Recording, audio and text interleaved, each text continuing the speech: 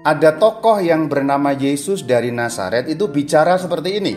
Dalam satu kitab yang namanya Kitab Injil Matius, bab 28 ayat 18 sampai 20. Kepadaku telah diberikan segala kuasa di surga dan di bumi. Karena itu pergilah, jadikanlah semua bangsa muridku dan baptislah mereka dan ajarlah mereka dan seterusnya. Dan memang kemudian benar, murid-muridnya itu melakukan apa yang diminta oleh Yesus dari Nazaret, persis seperti yang tercatat dalam Injil Matius bagian akhir itu. Kemudian di kota Yerusalem setelah itu nggak berapa lama, 10 hari kemudian selang 9 hari, itu terjadi suatu keajaiban. Ceritanya masih tersimpan dalam satu kitab, Praxis Apostolon. Bahasa Indonesianya Kitab Kisah Para Rasul. Nah, kejadian yang ajaib itu persis terjadi pada hari Pentakosta. Pentakosta artinya 50. Jadi itu 50 kalau dihitung dari hari raya Paskah. Itu yang dimaksud pada waktu itu adalah Paskahnya agama Yahudi. Nah, ceritanya begini, keajaiban itu terjadi begini. Ketika tiba hari Pentakosta, semua orang percaya berkumpul di satu tempat. Satu tempat itu di kota Yerusalem. Tiba-tiba turunlah dari langit suatu bunyi, dan tampaklah kepada mereka lidah-lidah seperti nyala api, maka penuhlah mereka dengan Roh Kudus. Nah, itu keajaiban yang terjadi. Itulah kenapa hari turunnya Roh Kudus kemudian dirayakan oleh orang Kristen sebagai Hari Raya Pentakosta. Tapi Pentakosta yang aslinya itu sudah ada sebelum agama Kristen. Karena itu Pentakosta agama Yahudi. Namanya diambil alih. Jadi kalau kita ngomong Paskah itu ada dua macam. Paskah Yahudi, Paskah Kristen. Pentakosta juga dua macam. Pentakosta Yahudi, Pentakosta Kristen. Itu terjadi tahun 33 Masehi ya. Maka pada hari Pentakosta Yahudi tahun 33 Masehi, di kota Yerusalem itu kemudian terbentuk suatu agama baru. Namun begini saudara-saudari, penganut-penganutnya itu belum terlalu menyadari, tetapi mereka, orang-orang penganutnya ini, yaitu rasul-rasulnya Yesus Kristus dan 3.000 orang yang kemudian percaya bergabung itu, mereka belum terlalu menyadari bahwa itu suatu agama baru. Mereka masih merasa sebagai bagian dari agama Yahudi. Padahal suatu agama yang baru terbentuk. Tapi mereka belum merasa diri terpisah. Buktinya ada dua. Dan dua bukti itu tercatat dalam kitab Praxis Apostolon, yaitu Kitab Kisah Para Rasul tadi. Bukti yang pertama sembahyang di Bait Allah. Bukti yang kedua sunat. Dua-duanya ini adalah ajaran dalam agama Yahudi. Orang Yahudi kalau sembahyang di Bait Allah, yaitu di kota Yerusalem, orang Yahudi harus disunat. Laki-lakinya harus disunat pada umur 8 hari. Jadi dua hal ini, sembahyang di Bait Allah dan sunat, itu agama Yahudi. Sementara orang-orang yang agamanya baru tadi itu belum menyadari bahwa mereka terpisah. Mereka masih merasa sebagai bagian dari agama Yahudi. Buktinya itu dalam Praxis Apostolon bab 3 ayat 1 yang berbunyi, pada suatu hari menjelang waktu sembahyang, yaitu pukul 3 petang, naiklah Petrus dan Yohanes kemana? Bait Allah. Jadi mereka setelah hari Pentakosta masih pergi ke Bait Allah untuk menunaikan sembahyang. Sembahyang yang dimaksud itu adalah sembahyang menurut cara Yahudi. Sembahyangnya di Bait Allah. Itu bukti pertama bahwa penganut agama yang baru itu masih merasa bagian dari agama Yahudi. Bukti yang kedua ini, masih kitab yang sama, Praxis Apostolon bab 15 ayat 5. Orang-orang Farisi yang telah percaya berkata, orang-orang bukan Yahudi harus disunat. Yang telah menjadi percaya itu maksudnya sudah bergabung dengan agama baru tadi itu. Jadi rupanya mereka sudah menjadi percaya tetapi masih mewajibkan sunat. Sunat itu kewajiban agama Yahudi. Agama baru itu masih merasa bagian dari agama Yahudi tetapi juga ada unsur yang beda. Kita lihat apa yang beda. Yang beda tercatat dalam Praxis Apostolon 2 ayat 46. Dengan bertekun dan sehati mereka berkumpul di mana? Di Bait Allah. kumpul di bait Allah itu agama Yahudi. Tetapi ada kelainan di situ. Mereka memecahkan roti. Nah, ini aneh. Orang Yahudi tidak berbuat seperti itu. Agama Yahudi tidak mewajibkan seperti itu. Kalau di bait Allah dan sunat, iya. Tapi memecahkan roti itu maksudnya apa? Untuk tahu artinya memecahkan roti, kita harus membuka Injil Lukas. Karena kisah para rasul yang menulis Lukas. Maka karena kisah para rasul yang menulis Lukas, kita harus tanya rujukannya di Injil Lukas. Apa arti memecahkan roti? Sebab memecahkan roti itu suatu istilah, saudara-saudari. Kalau kita buka Injil Lukas, yaitu Lukas 24 ayat 30, itu di Emmaus. Waktu ianya Yesus duduk makan dengan mereka, ia mengambil roti, mengucap berkat, lalu memecah-mecahkannya. Memecah-mecahkan roti.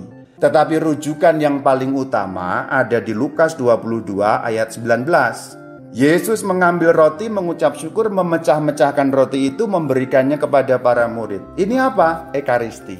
Jadi, agama baru tadi melaksanakan tata cara Yahudi, sembahyang di bait Allah dan sunat, tetapi sekaligus juga ekaristi. Karena apa? Karena mereka belum terlalu sadar bahwa mereka agama yang baru. Tetapi ada plusnya. Plusnya tadi itu merayakan ekaristi. Tapi lama-lama kelompok agama baru itu dimarahi oleh para pemuka agama Yahudi. Pemimpin-pemimpin agama Yahudi tidak setuju. Karena kalian ngawur. Kalian mengajarkan sesuatu yang berbeda. Kacau kalian ini. Kira-kira begitulah. Dikatakan dalam Praksis Apostolon bab 4 ayat 2, orang-orang itu sangat marah. Yang dimaksud orang-orang itu siapa? Imam-imam. Maksudnya ini imam agama Yahudi, pengawal bait Allah, dan orang-orang Saduki. Ada di ayat 1. Kemudian ada rentetan penangkapan-penangkapan. Nanti disimak sendiri.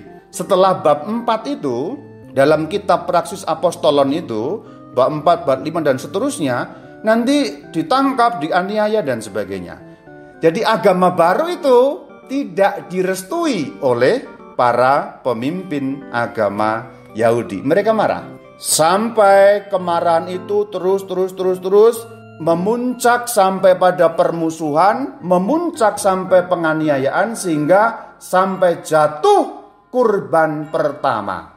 Orang itu bernama Stefanos. Dalam Praksis Apostolon bab 6 ayat 12. Mereka menyergap Stefanus, menyeretnya dan membawanya ke hadapan mahkamah agama. Akhirnya gugur, dirajam. Itu ada di bab 7 ayat 58 dan kemudian ada di bab 8 juga. Peristiwanya menjadi begitu mengerikan. Pada waktu itulah mulai penganiayaan. Jadi seakan-akan tewasnya Stefanos sebagai proto-martir. Proto nomor 1, martir ya martir. Jadi Stefanos itu gelarnya proto-martir, artinya martir pertama. Setelah itu luar biasa dianiaya. Itu ayatnya di Praksis Apostolon 8 ayat pertama dan seterusnya. Penganiayaan yang hebat. Karena penganiayaan yang hebat itu mulai sadar, ternyata agama Yahudi dan agama yang baru itu berbeda. Yang kemudian namanya kita tahu agama jalan Tuhan.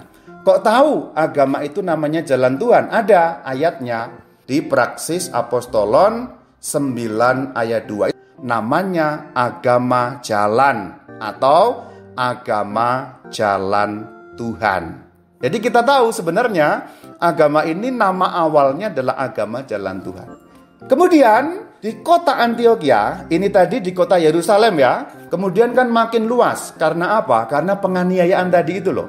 Justru karena dianiaya, kemudian mereka tersebar. Akhirnya sampai di kota-kota lain. Nah, di kota Antioquia, agama jalan Tuhan ini punya nama alias. Karena tercatat dalam Praksis Apostolon 11 ayat 26. Di Antioquia lah murid-murid itu untuk pertama kalinya disebut Kristen. Stop!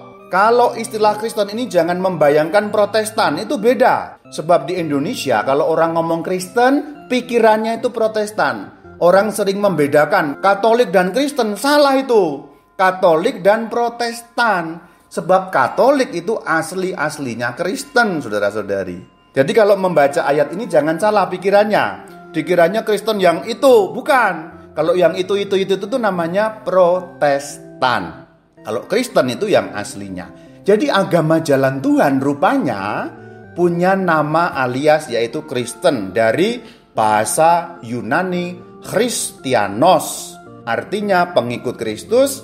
Tetapi begini saudara-saudari, meskipun sudah punya nama Kristen, meskipun sudah ada nama Christianos, tetapi nama jalan Tuhan itu tidak hilang ternyata. Kalau kita membaca Praksis Apostolon sampai bagian-bagian agak belakang, contohnya pada bab 18. Nama Kristen muncul di bab 11. Praksis Apostolon 18 ayat 24. Tentang Apolos yang telah menerima pengajaran dalam jalan Tuhan.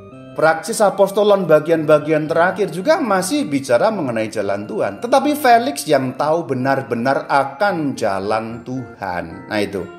Nah, peristiwa yang sangat kuat yang memisahkan Yahudi dengan jalan Tuhan atau Kristen adalah peristiwa pertemuan di Yerusalem yang latar belakangnya begini. Ini yang membuat agama yang baru yang namanya agama jalan Tuhan alias Kristen tadi betul-betul berpisah dari agama Yahudi.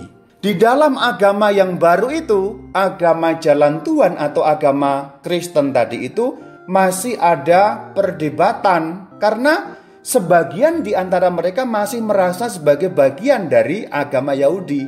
Agama Yahudi wajib sunat, agama Yahudi wajib melaksanakan hukum Musa. Maka kalau mau jadi orang agamanya Kristen atau agama jalan Tuhan wajib sunat, wajib hukum Musa. Nah, di situ ada persidangan para rasul. Ini yang disebut sebagai Muktamar Yerusalem atau Sinode Yerusalem atau Konsili Yerusalem atau Pertemuan Yerusalem untuk bicara mengenai persoalan sunat. Persoalan dasarnya adalah apakah orang yang beragama jalan Tuhan harus menjalankan peraturan agama Yahudi atau tidak, khususnya sunat dan hukum Musa. Ternyata keputusannya tidak, yaitu dalam kitab Praksis Apostolon 15:28. Kepada kamu jangan ditanggungkan lebih banyak beban. Artinya, sekarang agama Yahudi dan agama jalan Tuhan betul-betul pisah. Tadinya masih merasa satu, makin jauh karena penganiayaan tadi. Akhirnya betul-betul terpisah karena orang beragama jalan Tuhan tidak wajib sunat dan tidak wajib menjalankan hukum Musa. Cikal bakalnya atau sejarahnya, agama jalan Tuhan itu memang akarnya dari agama Yahudi. Dulu awalnya merasa satu dengan agama Yahudi, tapi ada perbedaan. Mereka masih sembahyang di bait Allah, mereka masih sunat, tetapi juga kok merayakan Ekaristi. Kemudian dilarang oleh pemimpin agama Yahudi, akhirnya makin jauh, dianiaya sampai dibunuh-bunuhin, makin pisah ketika diputuskan orang beragama jalan Tuhan tidak wajib sunat. Jadi ini sebenarnya menelusuri 2000 tahun yang lalu, cikal bakalnya begitu, supaya kita tidak kehilangan akar-akarnya. Kalau kita langsung ujuk-ujuk zaman sekarang sebenarnya kurang tepat, karena agama kita yaitu agama jalan Tuhan alias agama Kristen yang satu kudus, Katolik dan Apostolik ini punya akar sejarah yang panjang. Lalu agama jalan Tuhan lama-lama sebagai istilah menghilang atau tidak populer. Kemudian yang populer sebagai istilah adalah Kristen sampai hari ini. Kristen nama panjangnya Kristen yang satu, kudus, Katolik dan Apostolik. Di Indonesia terkenalnya agama Katolik. Inilah investigasi agama jalan Tuhan. Shalom Alaikum.